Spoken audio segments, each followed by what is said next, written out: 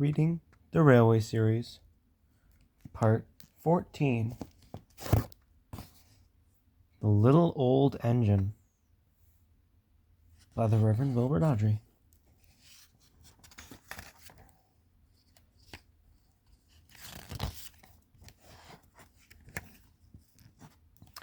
Dear friends, I'm sure you remember that in Four Little Engines that Sir Handel Brown, the owner, sent Skarloey away to be mended. These stories tell you what happened when the little old engine came home. Unfortunately, Skarloey is not real. You can only see him in these books and the television adaptation that you can find probably on YouTube. But there is a real engine just like Skarloey. He's very, very old and has also been mended. His name is Taliesin, and he lives at Tone in Wales. You would all enjoy going to see him at work. The author. The author gratefully acknowledges the help given by fellow members of the Taliesin Railway Preservation Society in the preparation of this book. Story 1. Trucks. Sir Handel and Peter Sam had hard work while Skarloey was away. The owner gave them buffers and even bought a diesel named Rusty. But Sir Handel grumbled continually. One day, Gordon saw him shunting and laughed. "My controller makes me shunt," Sir Handel said sheepishly. "And take trucks to quarries, too. I'm highly sprung. I suffer dreadfully." "Our controllers don't understand our feelings," sympathized Gordon. "Now, if you were ill," he winked, "you couldn't go, could you?" "Oh, good idea," said Sir Handel. "I'll try it." "I don't feel well," he groaned the next morning. There wasn't enough time to examine him then, so some of the trucks were coupled behind Peter Sam's coaches, and Rusty promised to follow with the rest. "Heh," snickered Sir Handel, but no one noticed. They were all too busy. Peter Sam didn't mind the extra work. He left his coaches at the top station and trundled cheerfully through the woods. The trucks clattered behind him in an agitated way, but he paid no attention. It may have been better if he had. Slate comes from quarries high up in the hills. They travel down in trucks on a steep railway called an incline. Empty trucks at the bottom are hitched to a rope. Loaded ones are hitched to another at the top. By their weight, loaded trucks run down the incline and pull up the empty ones. There are strong brakes in the winding house at the top to prevent loaded trucks from running down too fast. The ropes are very strong too, but in spite of this, trucks sometimes play very dangerous tricks. Peter Sam never bumped the trucks unless they misbehave. Sir Handel bumped them even if they were good, so they didn't like him. They played tricks whenever they could with Sir Handel. Peter Sam pushed the empty trucks to the siding where his firemen hitched them to the rope. Then, on another siding, he pulled back some loaded trucks. With these in front of him, he stood waiting. More loaded trucks stood at the top of the incline, ready to come down. They couldn't see Peter Sam, and thought he was Sir Handel, and wanted to pay him out. They began to move. "Faster, faster," they grumbled. They reached halfway, gathering speed. "Scrag him," they yelled. I do not know what that means. "No, no," wailed the empty trucks. It's Peter Sam! But it was no use. The loaded trucks were straining at the rope. They broke it with a crack. "Hurrah, hurrah!" they roared, soaring down the hill. Peter Sam heard them, and he shut his eyes. His driver and fireman crouched in his cab. The crash jerked him violently backwards. "Ouch!" he shivered. "I didn't expect a cold bath."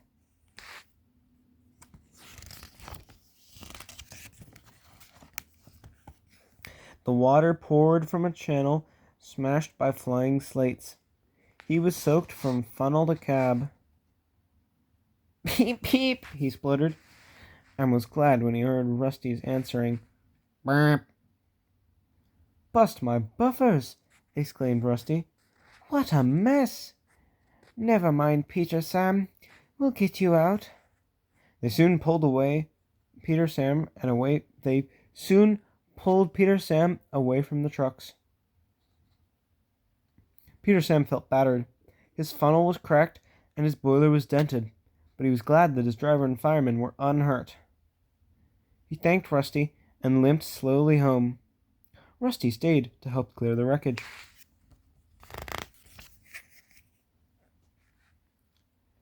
I am sorry about your accident, Peter Sam," said Sir Handel.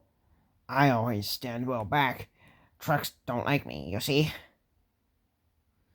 "Why didn't you warn me?"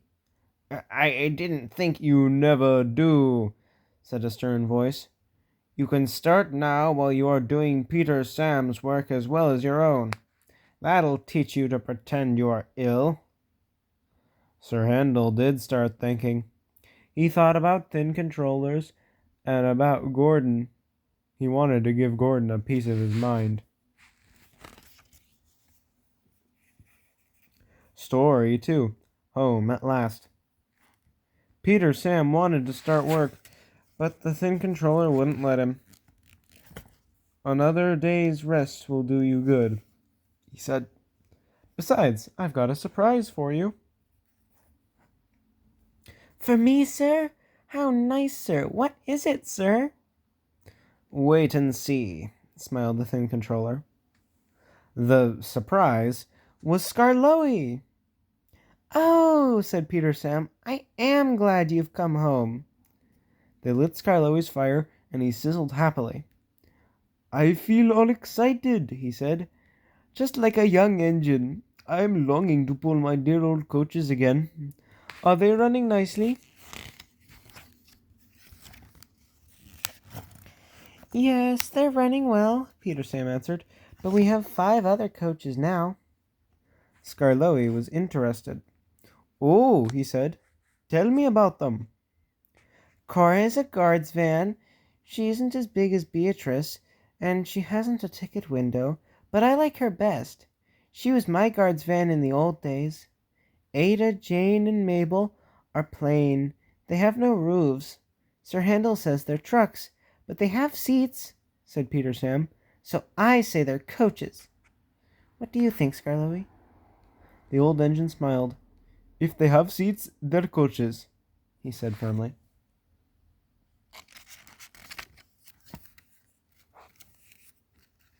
"Sir Handel likes Gertrude and Millicent best," Peter Sam went on. "He always tries to take them alone. They have bogies, and he says they're the only real coaches we have. They remind him of what he used to pull when he used to pull our express.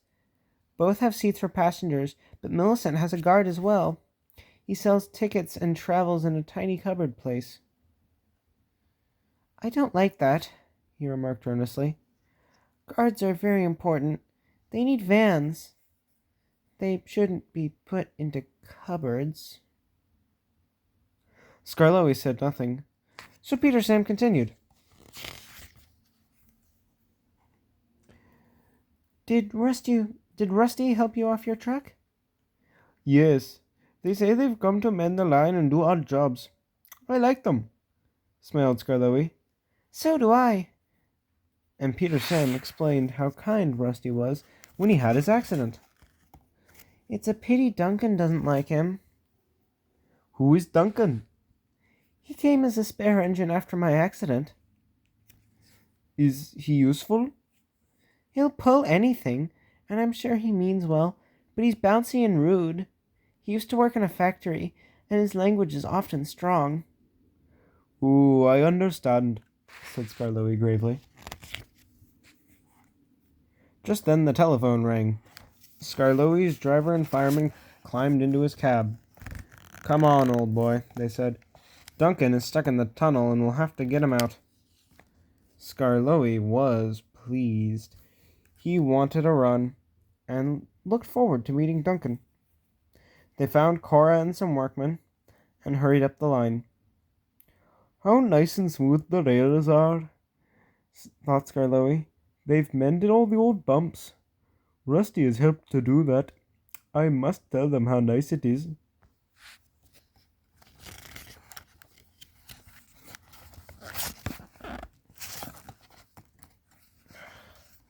Let's stay. Duncan had stuck at the far end of the tunnel.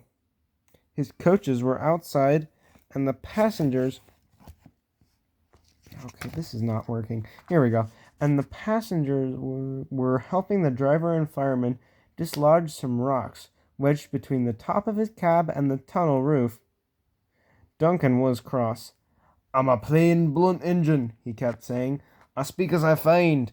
Tunnels should be tunnels, not rabbit holes.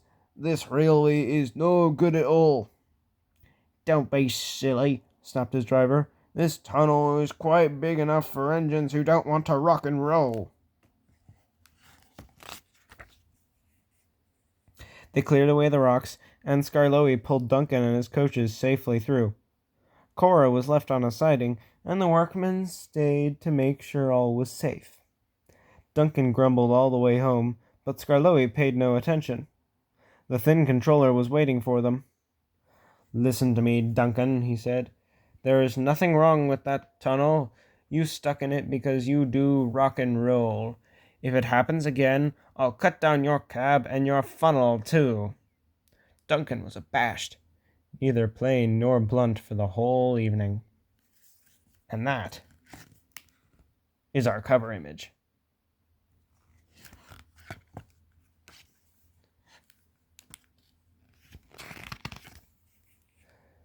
Story 3. Rock and Roll. When Skarloey's turn came, he was glad to take out the coaches and meet the old friends. He met Rusty up the line. You know, he said, if I couldn't see the old places, I'd think this was a different railway. Rusty laughed. We'd hope you would. Mr. Hugh, our foreman, said Rusty. Mr. Hugh, our foreman, said, Rusty, Skarloey's coming home. Let's mend the track so well that he won't know where he is. And, well, so we did. And you didn't, if you take my meaning. Skarloey chuckled away. He liked this hard-working, friendly little engine. There's still one bad bit, said Rusty anxiously that evening. It's just before the first station. We hadn't time. Never mind, said Skarloey. It's much better now than what it was. Maybe better, but not good, replied Rusty. An engine might come off there. Peter, Sam, and Sir Handel take care, and so do you, but I'm worried about Duncan. He will do rock and roll. I shouldn't like his passengers hurt. What's that about me? I'm a plain engine, and I believe in plain speaking. Speak up and stop whispering in corners. Rusty told Duncan about the bad bit of track and warned him to be careful. Huh, he grunted. I know my way about. Thank you. I don't need smelly diesels to tell me what to do. Rusty looked hurt. Never mind, said Skarloey. You've done your best. He said no more, but, well, he thought a great deal. The next morning, Rusty left Duncan to find his own coaches. Wait. Oh, yeah. Okay. Rusty left Duncan to find his own coaches. Duncan snorted and banged about the yard, then clattered crossly to the station. James was already there. You're late, he snapped. I know, said Duncan. It's that smelly diesel's fault.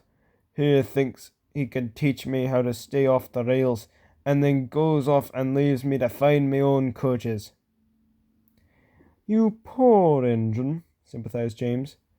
I know all about diesels. One crept into our yard and ordered us about. I soon sent him packing, of course." Duncan gazed at him admiringly. He didn't know that James was boastful and sometimes didn't tell the truth. Although I think sometimes is a bit of an overstatement. It's probably always, understatement. "Send Rusty packin'! Send Rusty packin'!" snorted Duncan. He climbed the first hill furiously. "Well done, boy," encouraged his driver. They were soon near the first station. Duncan was pleased. Nothing's happened," he chortled. "Silly old diesel, clever me." And he swaggered about along doing his rock and roll. "Steady, boy." His driver tried to check him, but it was too late. There was a tearing, cracking, crunching sound, and Duncan stopped bumpily. "Sleepers and ballast," he exclaimed. "I'm off." And he was. "I warned him," said Rusty crossly. "Duncan," I said, "you be careful on that bit of line, but all he did was call me names." Mr. Hugh kept turning Rusty's handle. "Come on," he urged. "Start up." "No, Mr. Hugh, sir. I'm sorry to disoblige, but I won't help that Duncan." "I'm ashamed of you, Rusty," said Skarloey severely. "Think of the passengers. What are they going to do?" "Oh," said Rusty, "I'd forgotten them. I'm so sorry, Mr. Hugh, sir. We must help the passengers." And Rusty's engine roared into life.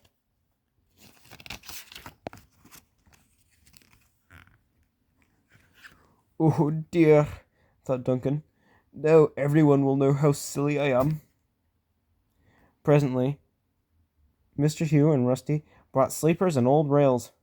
Mr. Hugh showed the passengers how to use them, and they soon levered Duncan back onto the line. Duncan was extra careful all day. "Rusty," he whispered that night, "thank you for helping. I'm sorry I was rude." "That's all right." "I wish all diesels were like you. Let's be friends." "Suits me," smiled Rusty. "We'll mend that bad bit first thing tomorrow."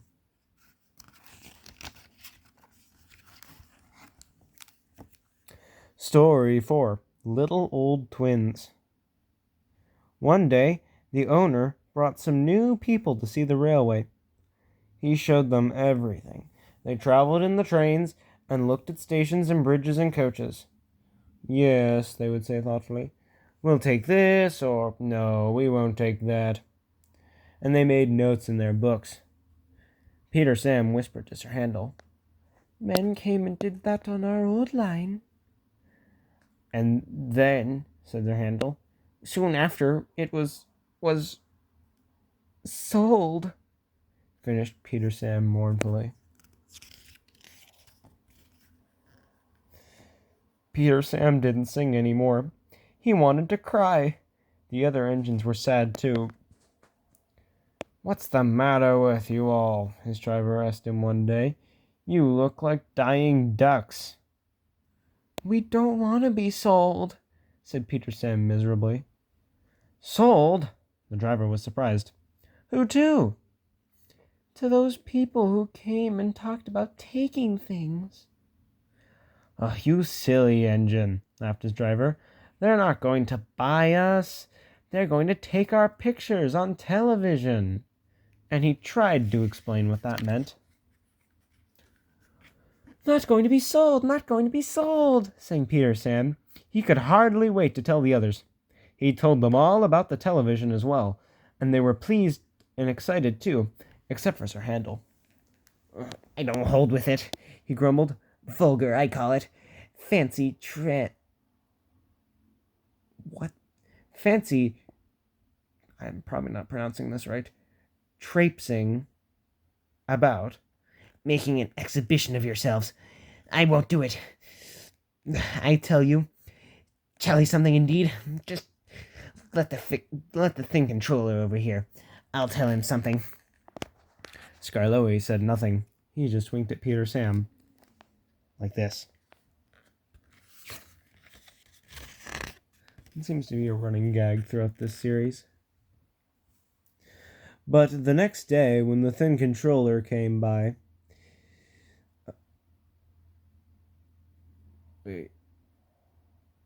But the next day, when the Thin Controller did come by to explain about the television, Sir Handel kept strangely quiet. "Now," said the Thin Controller, "at last I want every engine to take their part." I don't feel well," quavered Sir Handel. "You poor engine," said the Thin Controller gravely. "You can stay in the shed." Sir Handel smiled broadly. "And your driver and fireman shall take you to pieces.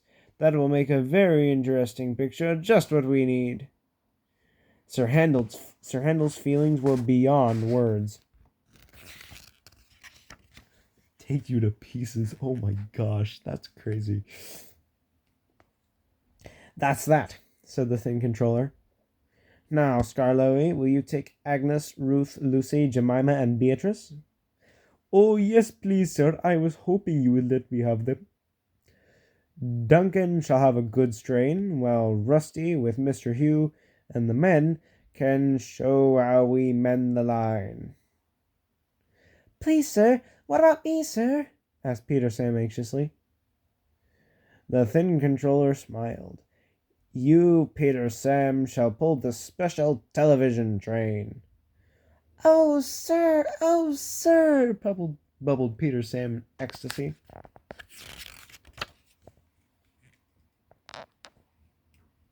The television men built towers for cameras beside the line.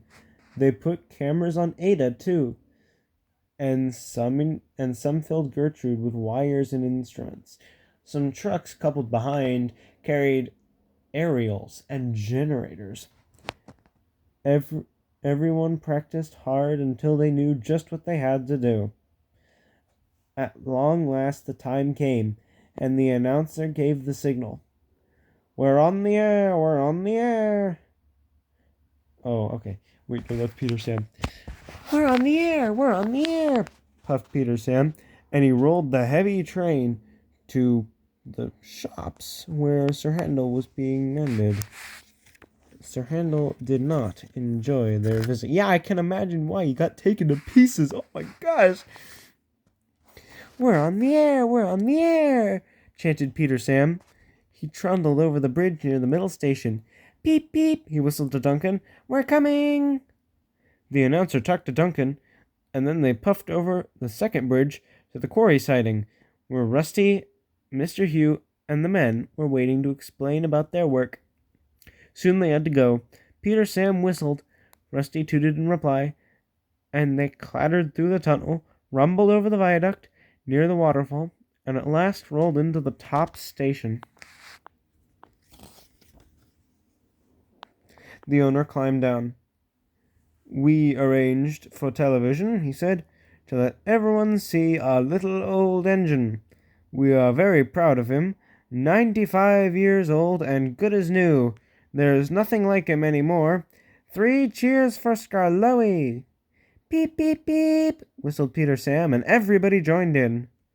Skarloey smiled. "I'm very glad to be home again. Thank you, sir, and all, for your nice surprise. Now I'll surprise you. Listen, when I was mended in England, I found my twin." The owner stared. Is there really another engine like you?" "Yes, sir," chuckled Skarloey. "There is. Another engine came to be mended too, called Teleclin. When the workmen saw us together, they laughed and called us their little old twins. Teleclin told me about his railway. It's a lovely one, at Towan in Wales. Well, sir, they mended both of us and sent us home, but I often think of Teleclin. He's 95 years old too, just like me. Please go and to see him, all of you, and wish him dry rails and good running from Skarloey, his little old twin. We are indebted to the we are indebted to John Adams Publicity Ltd. for help in the preparation of the picture opposite. And I must admit that is a very good picture, and also the end of the book. Now, I'd just like to put into perspective, in this book, Skarloey is 95 years old. Okay, that's very old already. Definitely deserving of the little old engine. But this book, when was it published? First published in Great Britain, 1959. Okay.